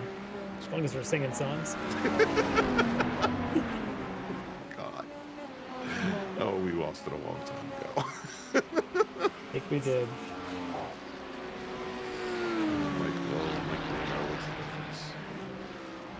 I mean, I'm okay if he wants to sing a Beach Boys song as well, if you want to stick with the Mike Love thing. He is very litigious, that's right. All right. Oh, well, Jeff Brooks is starting to make a little bit of room now between he and Alex Brown. Just a little bit more than 10 minutes left before the checkered flag here. So good time for a quick recap. Leo Jagoda still holding on about 3 seconds over Mr. Ken Copeland. Copeland not able to make up any ground. There you can see it's been a little bit of ups and downs, a tenth or two here and there. That one lap where Leo was able to make up some ground. Probably some traffic aided there, but Copeland's going to have to work a little harder to get back in. Right now, Hartley holding the third spot down. Now a couple seconds ahead of Yago Mores. Over in AM, of course, Aaron Beaver leading the way, 10 seconds comfortably over Ian Patience. In the third spot, Mr. Schindel, Mark Schindel is in the third spot right now. Yeah, third with Jeff Brooks fourth. Alex Brown in the Ferrari in fifth. Currently in AM. And of course on GTP, Shane Larson leading the way now 30 seconds over last season's champ Bailey Petrowski and the previous season champ Palikui Grant, currently in third, almost a lap down. Larson is lapped up to the top three right now. That's some serious pace. Larson's last lap only a more human level of a 105.6, but still, that's probably some traffic in his way.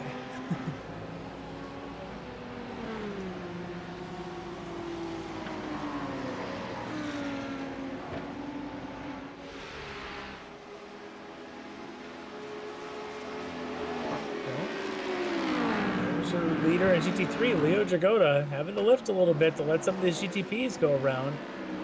He's got look at the rear end get loose there, Larry, coming out of turn 9. Oh my gosh. Now he's got a teammate behind him. It should be Schwenke, which means should Copeland come up from behind, Schwenke could help a little bit by slowing Copeland down. And Copeland, just there, you can see him in the background of that long stuff Mercedes. Down to 2.5 seconds, 2.3 seconds. About 9 minutes to go, 9.5. And at roughly about a minute and 17, minute 18 per lap. So the question is, Larry, we know that Robert Hartley took tires. Did Leo take tires? I believe he did. Okay, we had the camera on him at the time. Yeah, he at least, I'm sure, would have taken the secret sauce right side tires. Right sides? Yeah. Even though it's a right-handed track. I think it's left sides. Yeah, hopefully. It's probably left sides. Probably left. Although the right sides take a beating down turn 2, but I believe it's lefts. But either way, his lead right now is 2.2 seconds over Ken Copeland. But like I said, he's got that teammate blocker in between, which should help him at least a little bit. Travis Schwenke, currently 7th in the field, but a lap down to that teammate. Let's take a look at Copeland's lap time. That last time by it, almost 3/10 faster than Dragoda. Well, we had seen Dragoda lifting a little bit to let some GTPs go around. We'll see if that trend continues. You see, look at this. Nothing but clear track right now in front of Copeland. He can see the back of Schwenke's Orion Audi. They've got some lap traffic. Looks like one of the Ferraris there on the right they're going to have to get past. And he's going to get held behind him. That's the 78 of Casey. Free to sport entry. Pretty good exit there, actually, for Casey, and allowing Copeland to get a pretty good run with a bit of a draft launch up the back straight, up the Andretti straight. Lots of good names around here. Of course, the Moss corner, the Andretti straight, White's corner, the last corner, turn 10. Quebec corner, turn 3. for the Letterkenny fans in the audience. If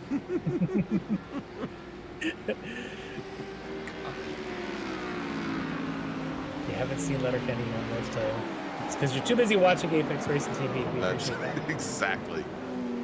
Get your priorities straight, people. It's a good shot of Tanner Dibble, currently running in the 4th spot, but he is definitely in a battle. As you can see right behind him is Scott Ramler. Ramler in that bright yellow Porsche. So both these guys in very similar Porsches.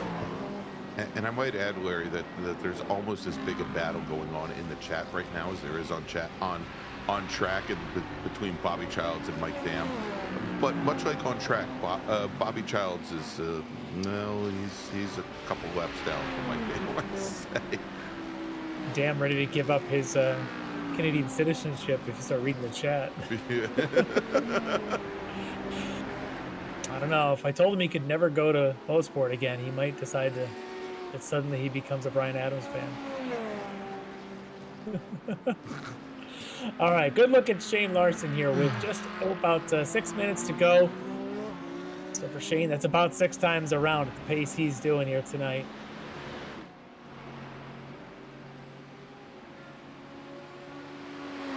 He's lapped all except for those 2 D2D entries, Petrowski and Grant. Amazing, all the way through the field. Look at that. Every lap, a little bit of grass on those corner entries. He's got this thing so well dialed in. Yeah, although he's not weaving on the straights any longer, Larry. Yeah, give him a chance. We really had the camera on him for a couple seconds. This is, oh my. Around your AM leader, I think. Yeah, that was Aaron Beaver. Our AM category leader. Greg Brockway, the 62. Yeah, look at this. It looks like Ramler's gotten his way around Tanner Dibble. So Ramler now up to 4th.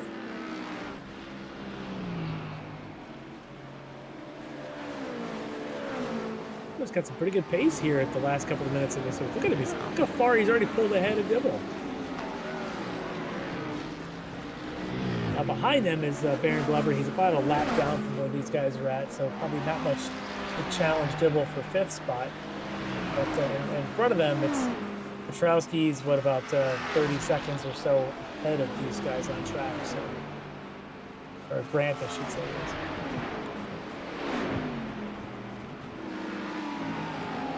As we now have less than 5 minutes remaining.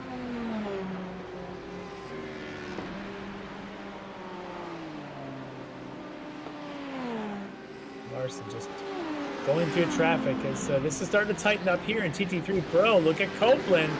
He's now coming down the hill behind him. You can see that the wrong stuff Mercedes leading this little train, though. That is Leo Dragota still leading this race from the GT3 Pros. And he's got Jimmy Baron Glover training on by, but behind them, look at Schwenke.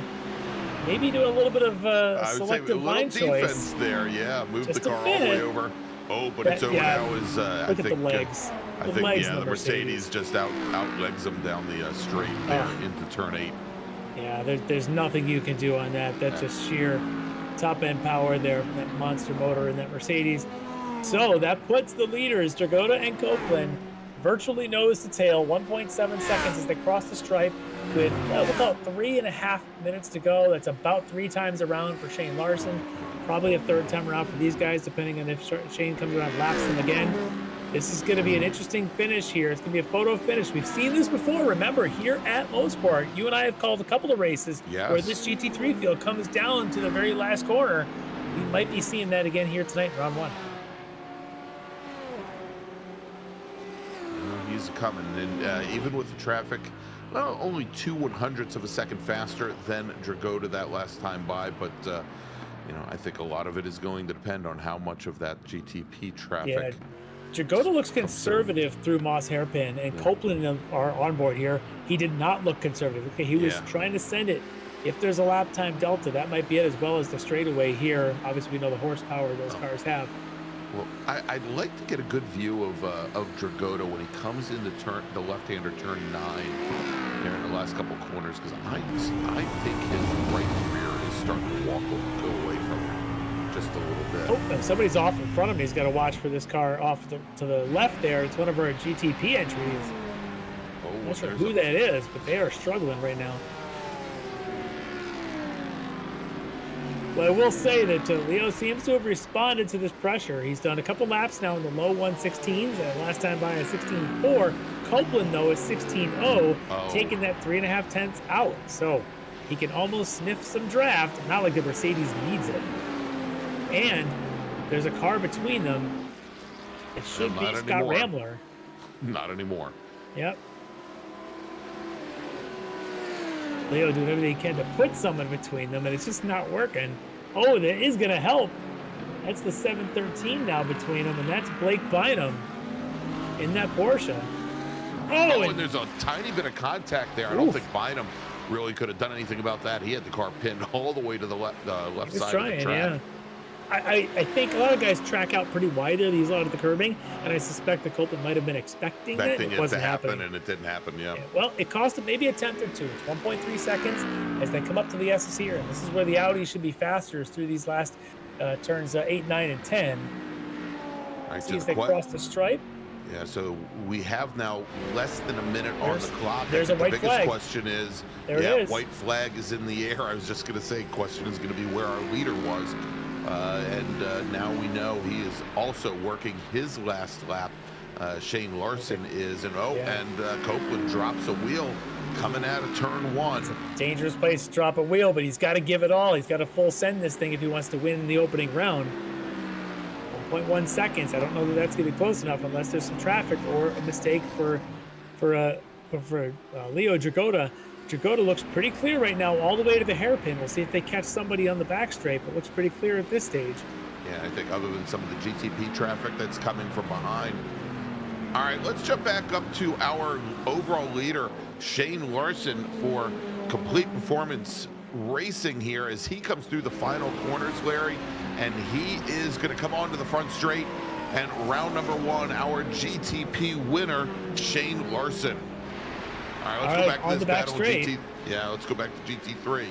Yeah, Copeland not able to take enough chunk out of there. Dragota's got to just get through here in turn 8, 9 with those tires that are probably getting some wear on him. He's going to get through turn 9. One more to go, and he is going to win GT3 Pro in our opening round, his first race with Orion Racing. All right, and then we have finishing second. It is Ken Copeland. And we got a little while to wait. Copeland's first race with the wrong stuff. That is right. As he moves over from Team Esport Racing over to the wrong stuff, he finishes a very close second place. Robert Hartley will come across the line, and he will finish third. So it is a first and a third for Orion Racing. Iago Mores will come home in fourth in Pro. And there you go, coming across the line, taking his win here for GT3 AM, Aaron Beaver for Aerokinetics. Great run for him. Yeah, solid Ian run. Patience, you and I have to have some patience because Ian's still coming on the front straight there. There he is, Ian Patience, finishing second here in the Audi and third in AM. Mark Schindel, he's got a couple corners remaining. I think he may have already crossed it back right there, right behind Larson. Yeah, he's got his third place in the books. He already got it in. And there are donuts happening for Shane Larson on the start-finish straight. Yeah, he's Alan leaving again. Kalicki style. Yeah, I think he just wants to make sure he doesn't run into the pit wall when he does it. Or get run into. Oh, jeez. This is going to be a disaster. All right, so there you go. In GTP, Larson, Petrowski, Grant. In GT3 Pro, Leo Dragota, Ken Copeland, Rob Hartley. In GT3 AM, Aaron Beaver, Ian Patience, and Mark Schindel. And Larry, let's take a quick break. Thanks some of our partners and sponsors. And when we come back, we'll talk to some of those podium finishers here at Mosport at Canadian Tire Motorsports Park, where you've just seen round number 1 of the Extreme Motorsports Ricmotech World Challenge, presented by Performa Elite, SCCA Foundation, and Buttkicker on Apex Racing TV. We'll be right back. The SCCA Foundation is a 501c3 organization serving as the charitable arm of the Sports Car Club of America. One of the programs partially funded by the foundation is the SCCA Academy, an online learning management system used to keep real-life racing track officials up to date on the highest standards of race safety and officiating. Through this program, the SCCA Foundation is supporting the future of the best trained corner workers and event officials in motorsport. You can support these efforts at www.sccafoundation.org. Ricmotech high-performance sim racing equipment. Whether you're just looking to have fun, train for race day, or become a serious esports competitor, Ricmotech has you covered. Hundreds of name brand parts. Support from experts that love sim racing. Trusted by the pros. There's only one place to go, ricmotech.com.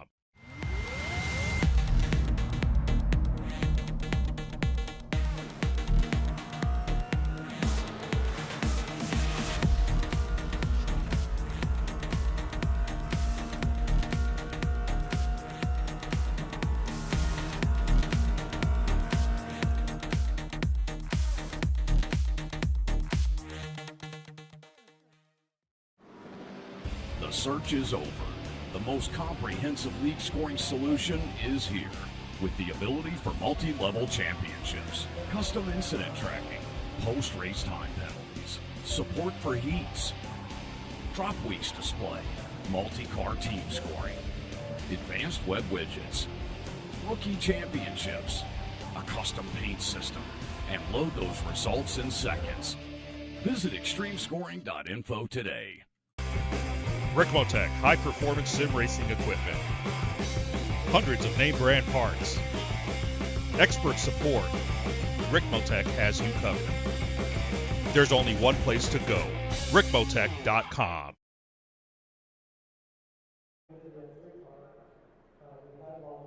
All right, welcome back to Canadian Tire Motorsports Park.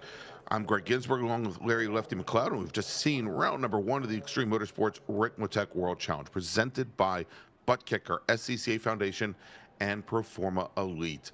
And we've got some of our podium finishers here waiting for us. Larry, let's do this. Let's first bring in our GT3 AM winner from Aerokinetics Racing, driving the number 97 Mercedes. It's Aaron Beaver. All right, Aaron Beaver, first up here, taking the win in GT3 AM. And Aaron, you jumped over from the GTPs last season into the GT3s, and could you have asked for a better start? No, that was a great first race. So yeah, I can't be more excited about that and how that all worked out, and navigating the traffic and everything. Well, I mean, a good sign as always, we were probably 15 minutes in where we finally went, oh, Aaron's leading the AM category. Quiet start, all the chaos happening to everybody else, it seemed, and you're just pounding away laps and just pulling away from that field. I mean, how well do you know Mosport, and is this one of your favorites?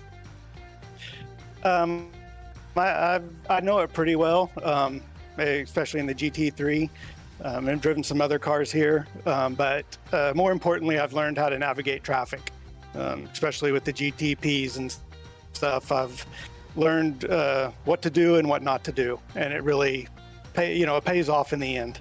Yeah, awesome skill to have on a night like this where traffic just seemed to be around every single corner. The delta between whether it's different GT3 cars or, of course, when the GTPs come along. Awesome drive tonight. Just start to finish, super clean. Incredible job here to take the opening round win here in GT3 AM. But I'm sure you got some folks that maybe you want to give a thanks to, and some supporters you got there.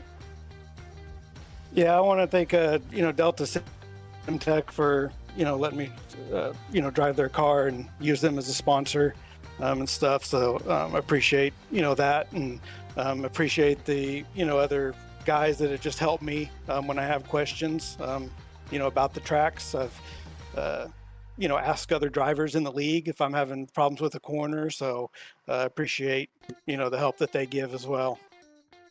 Well, awesome job here tonight. I'm sure that team's going to be happy to see you getting a win here in the opening round. And get to come back in 2 weeks and see if you can do it again. So congrats on the win here in GT3 AMP. Aaron Beaver. Thank you. All right. Thanks so much, Aaron. And Larry, looks like I'm going to have to get some of our info updated since it's pretty clear that Aaron running for Delta Simtech, not Aerokinetics. All right, let's bring in our next guest, and he takes the win in his initial outing in GT3 Pro tonight for his new team from Orion Racing, driving the number 118 Audi. It's Leo Dragota. All right, Leo Dragota joining us here in his inaugural run in the Ricmotech series with the new team Orion.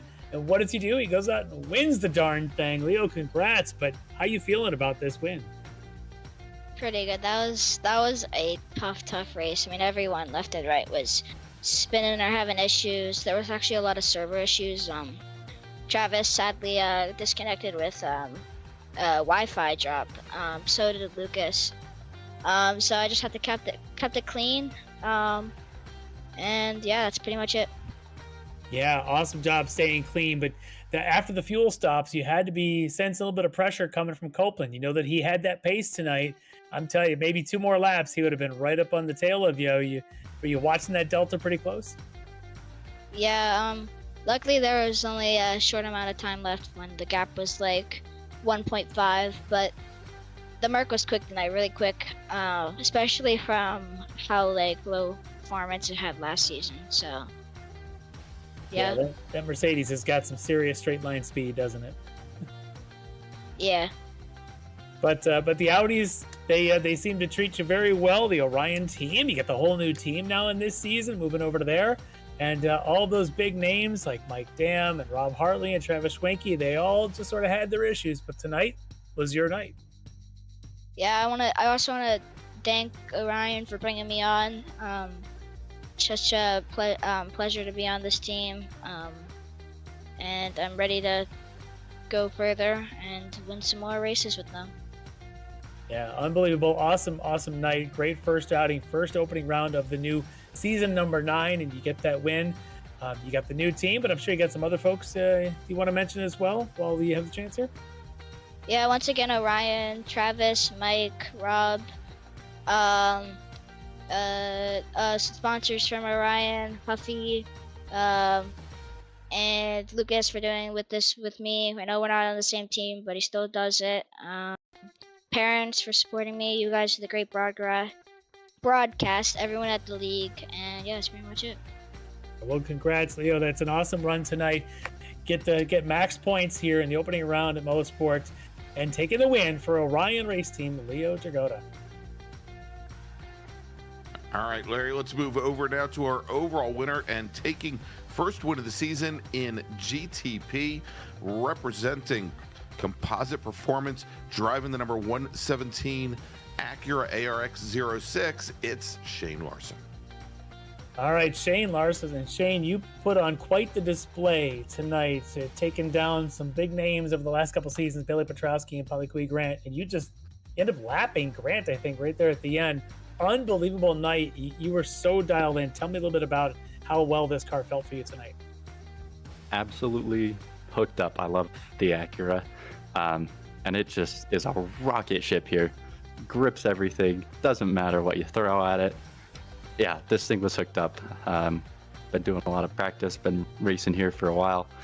Yeah, this was a good combo for me, to say the least.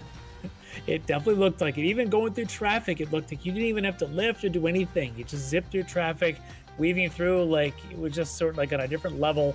You know, you're completely just using the force here tonight just to just guide your way through. It was unbelievable to watch. At one point we flashed to you and we couldn't even keep the camera even down to track you because you're kind of weaving back and forth so fast. Unbelievable night with how well that car was performing and how well you drove it. Well, thank you very much.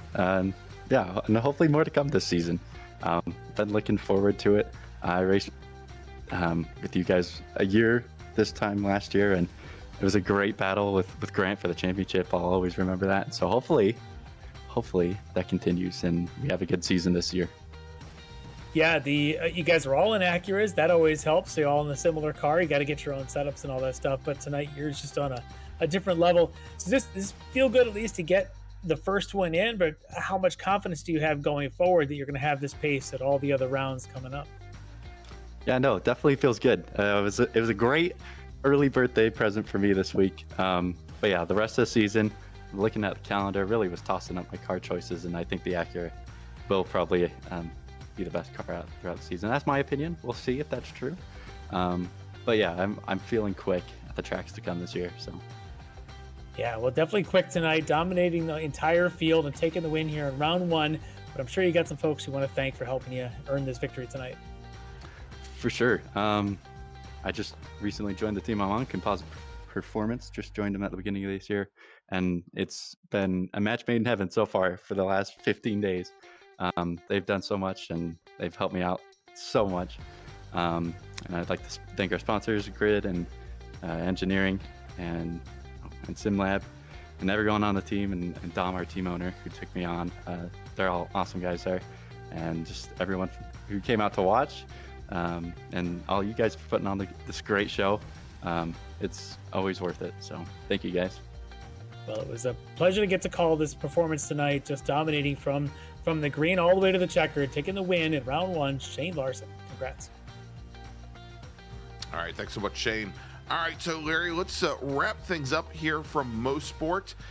Perhaps what we should do before we jump in and what's coming up in the next couple weeks across the different Ricmotech series, maybe we can bring up the schedule, John, for the upcoming World Challenge events and give everybody a feel for what we have coming up. Ooh. And we'll get that fixed here very quickly for you here. But as you can see, of course, we started off, yeah, but well, they can see. There we go. We started off at CTMP.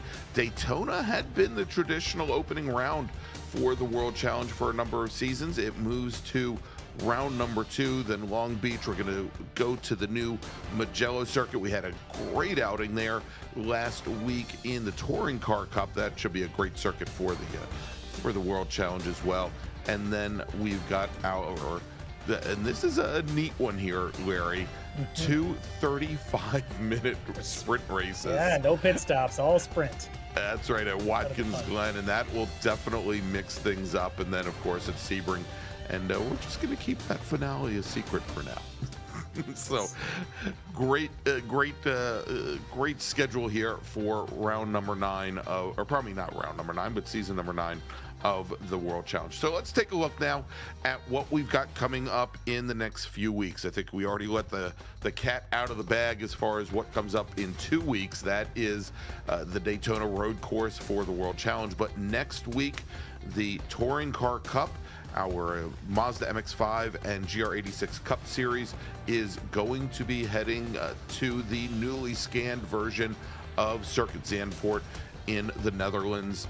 And that is going to be a 60-minute race next Monday night, January 22nd at 8 p.m. Eastern Time. And, of course, the Ricmotech Sports Car Series, that will be returning in the spring in late April. That is for the GT4 cars and LMP3 cars.